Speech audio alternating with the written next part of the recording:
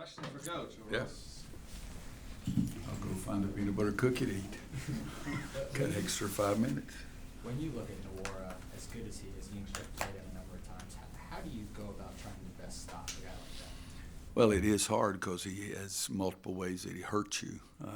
You've heard me say this before. It's like a broken record probably, but you can't stop him. You just try to hope that you can hold us down his efficiency.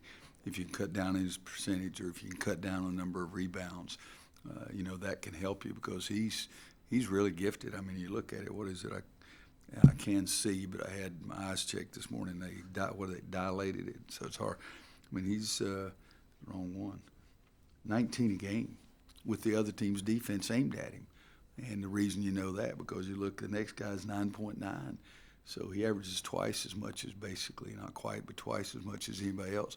So all the team's defenses are aimed at him. And to still be able to do that and do it as effectively is pretty impressive. Is that a situation where is it easier to try and sell out for the threes because you know that he is such a high volume and high efficiency three-point shooter, or do you try and back in a little more? Well, if you do that, I think you're doing it the wrong way because he's 41.5 from three and he's 44 from two, so you'd be better off giving him the twos. I mean, you just can't. There's no which way you can go. If you give him the threes, you can do the math. Almost 42% from three is probably going to equal out more than 44% from two. That's a guess. Yeah. In what ways do you see your team getting better? I really do see us getting better in a lot of ways, and yet what we do is we take 2 steps forward and 1 step back. I think we're getting better offensively. I think we're doing a better job with our shot selection. At times, I think we're handling the ball better, and yet at the end of another Dame game, we had 4 big turnovers in the last 8 minutes. So there's many different ways, but it is something that we're taking a step forward and a couple of back sometimes. Roy, in losing some of these close games like you guys have down the stretch, what do you think's been the bigger difference? Is it been maybe not knocking down some of the shot looks you need, or is it maybe been more important to failing to get some of those stops on the defensive end that you need? Well, I think both. Okay. There's 2 things I want to tell you about Coach Smith today. One is that Coach Smith said every 6 or 7 years you should have a losing season so everybody appreciate the other years. And I told him I never agreed with that, and he said it many times to me. But my first year, and you can go back and look it up, I think I'm right on this, is either 4 or 5, 79. There were 5 games where the other team had the last shot to win the game. They were 0 for 5. We won all 5 games. So I think somebody says things always equal out. I think it's even equaling out this year more than any other time. But seriously, it's either 4. I really think it was 5 games that the other team had the last shot to win the game. And this year we've had 6 and lost all 6 because they've made a basket 6 times. It is, I think that we worked yesterday on the defensive end of it, that we've had 6 opportunities to get a stop that would have allowed us to win the game right then or to go into overtime instead of losing or go into another overtime instead of losing. And so yesterday we worked on that, and today we're going to work on that, but we're also going to work on trying to score our last possession and do a better job of getting the shot that we want and not just having to defend. But, I even remember that year we beat Michigan State in Carmichael, and Jay Vincent was a great player that played a long time in the NBA, and he missed a 12-footer at the end of the game. And we won by 1. So sometimes you give them a good shot and they miss it. And sometimes they take a tough shot and make it. So it's what it is. But I think it's both ends that we need to. In some of those games, we should not have been in that position because we had a 6, 8, 9, 10-point lead, and we either turned it over, missed free throws, or both. And so that's the biggest problem right there, not just one possession, because I don't think you can tie it down to one possession. What have you've had 6 games now to kind of perfect the locker room speech after a close loss. How do you console a team or tell a team? I'm the world's worst at it, so I tell them I'm getting tired of it, but it's like I'm getting tired of press conferences. You guys are having to come up with different questions that are awfully hard. We're getting our butts beat every daggum day, but I'm just truthful with them. I tell them exactly what I feel the biggest part of the game was that we didn't take care of, what we've got to do next, and then try not to get any 20-minute speeches or anything like that, and go on and try to have a chance to look at the tape and come back and talk to them in a more factual manner after you see all the tapes too. Coach, going back to Louisville for a moment, other than Nora, I'm not sure how much you've been able to see of them, but Ryan McMahon's proven to be a good shooter, Malik Williams, B.J. Johnson, all these guys have proven that they can fill it up. Offensively, what has stood out to you about Louisville? Well, it does start with Nworko's. He is almost averaging twice as many as anybody else, but those other guys, they add up to a lot of points too, so you're exactly right. I watched last night the Duke game at Duke, Louisville Duke, and the Johnson kid was just off the charts, the freshman. And Sutton has been a guy that's given us problems. McMahon can make a bunch of shots. Enoch and Williams both, Enoch, both of those guys have played well against us at different times. So, no, we have to focus on the entire team. I was trying to look at the lineup now. Yeah, Perry's played well against us. Kimball we haven't seen very much, but those guys, Johnson is a freshman, and then Kimball, I'm looking at he's a grad transfer, I think.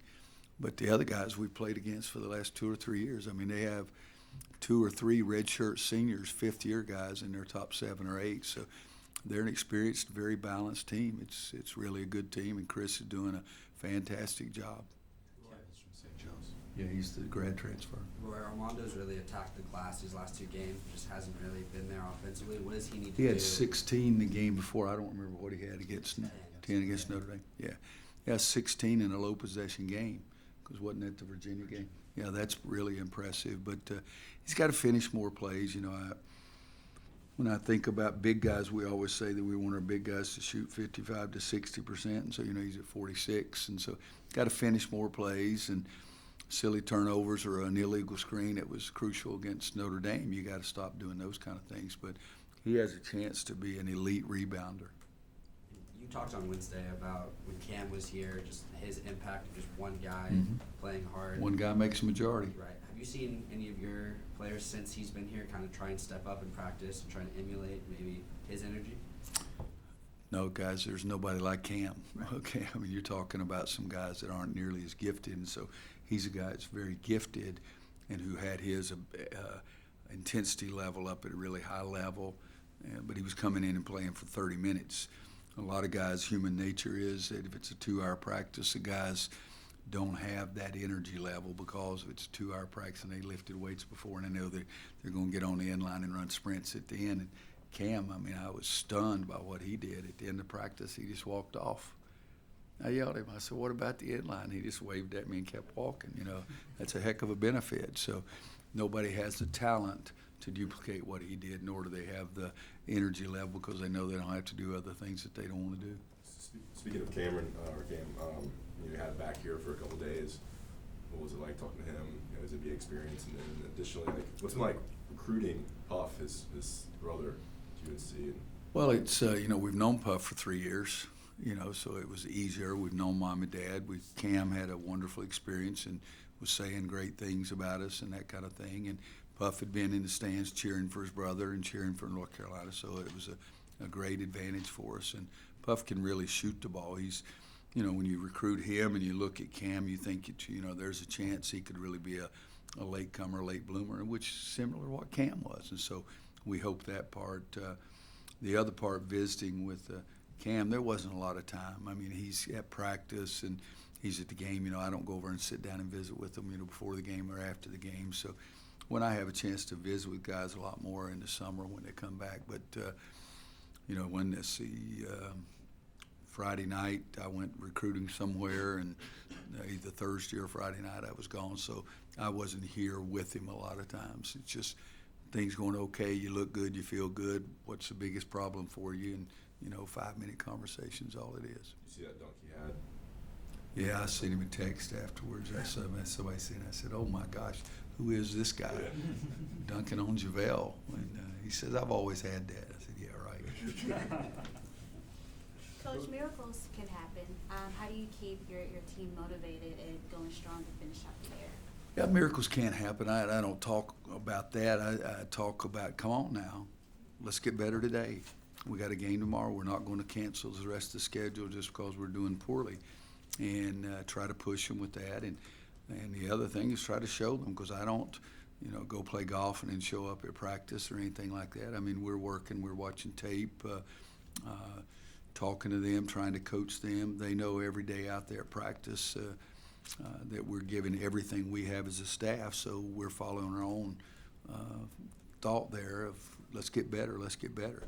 You know what, Garrison, somebody Kerr showed me what he had said to somebody. That's something that means a great deal to me, is that every day I do go to work and try to do the best I can possibly do and try to get them better. And I tell guys all the time, you're not going to work as hard as I am, so don't give me any of this other junk.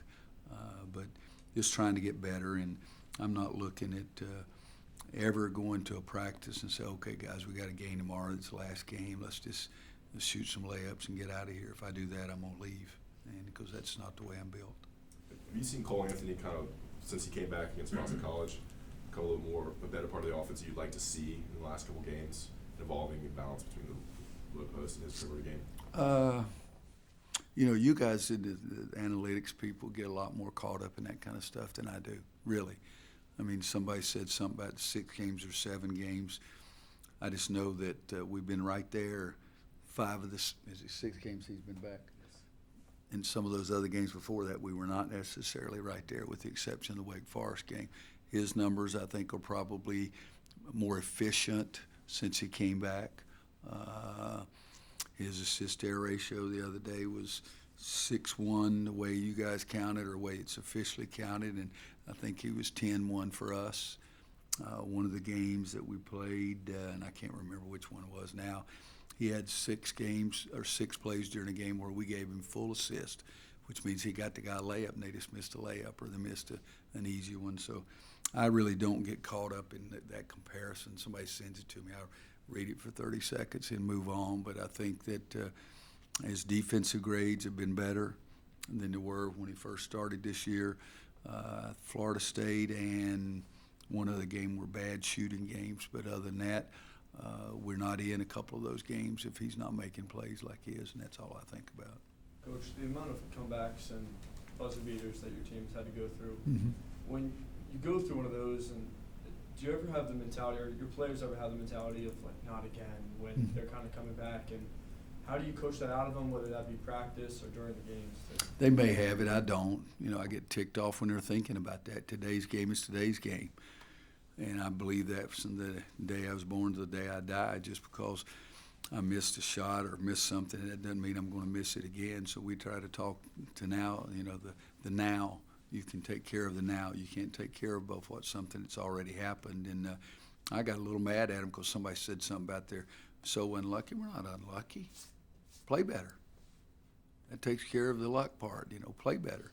Yes, teams have made some tough shots, some big shots with the clock running down and game on the line, but that's that we have that prerogative also for us to do it, or we have the prerogative of playing better defense and stopping them.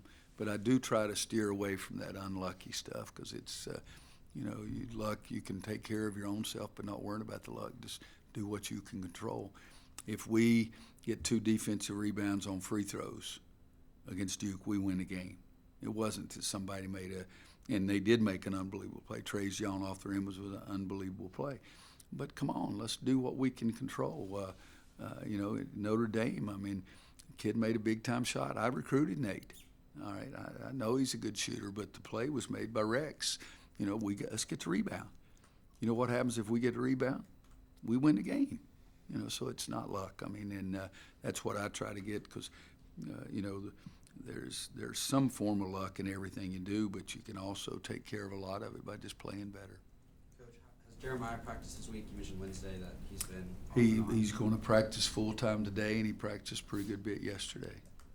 Roy, how do you think Garrison has adjusted to playing he's played with the Goggles, the last 3 games, I think, since getting that eye injury? I know he didn't play well against Wake, but the past 2 games, he said. Yeah, Wake was not something you should ever even consider. I was probably stupid for trying to put him out there. But he wanted to play badly, but he was just so uncomfortable kind of thing. But Yeah, I think that even in the weight game, I told him 2 or 3 games before that, get the free throw up in the air. It's got a better chance. And he couldn't see the rim. I told him to shoot for the middle one.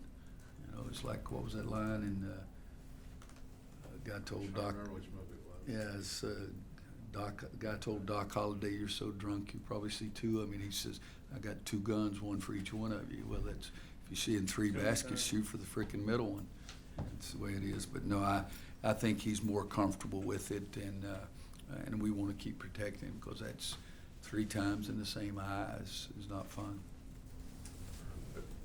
I wanted to ask, this is actually from a long time ago, but CB McGrath got let go at UNCW for 2.5 years. I don't think you've talked about that. I was wondering your thoughts on that, and obviously, I'm sure you've talked to him since then. Yeah, I even talked to CB last night. So, you know, I've always felt that no college coach should be fired in the middle of the season. It's not professional sports, it's college sports. So we say it's college sports from the big house up on the hill. It's college, and then you do things like that that makes me think it's not the same signal. So I've always said that. I said that in, 2001 or something like that, 2002 maybe, when our football coach at Kansas was fired for the last 2 or 3 games. I mean, I just don't think that should be done in college athletics, and so I didn't like that part of it, and I was sad for CB and his family, but that's a decision that their administration felt like they should make. But I've always been against that part of it. People have to make decisions that they think is the best for their school, whether I agree with them or not. But so that was the first part of it. My feeling is that shouldn't happen during the course of a season. And then the other thing is I always think of not just the coach, but I know that it's gut-wrenching for him, but how it affects his family and his kids. And so I think that's the very difficult part of it. Anybody else? All right, thank you. We'll Thanks, get Coach. Brandon in here momentarily, John.